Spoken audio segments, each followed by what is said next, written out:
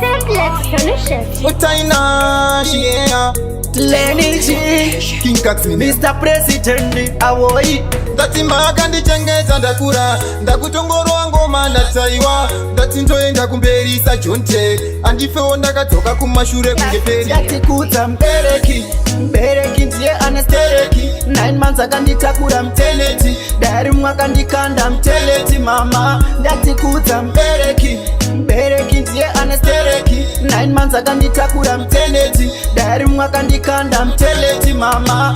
vakandibereka mudumbu 9 months vakandichengeta svika ndayeruka iko zvino ndakura ndakuvabuka ndichivanongedza ndichivatsvuka. Vakanditakura 9 months kwete 1 upenyu hwaivava kunge kwirikwiti muhondo dzangu ndimime ndimiririra pane vavengi varongonditeera mariva.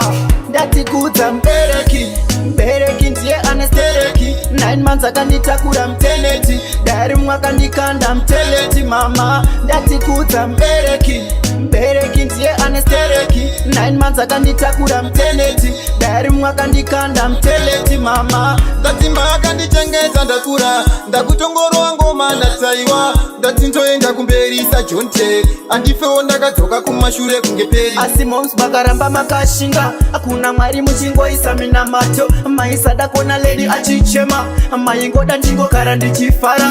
Ndatikudza mbereki ndiye anestereki 9 months akanditakura mteneti dari mwakandikanda mteleti mama. Ndatikudza mbereki ndiye anestereki 9 months akanditakura mteneti dari mwakandikanda mteleti mama.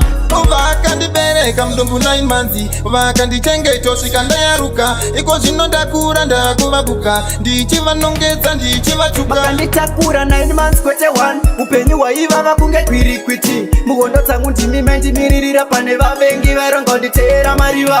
Ndatikudza mbereki ndiye anestereki 9 months akanditakura mteneti dari mwakandikanda mteleti mama. Ndatikudza mbereki ndiye anestereki 9 months akanditakura mteneti dari mwakandikanda mteleti mama.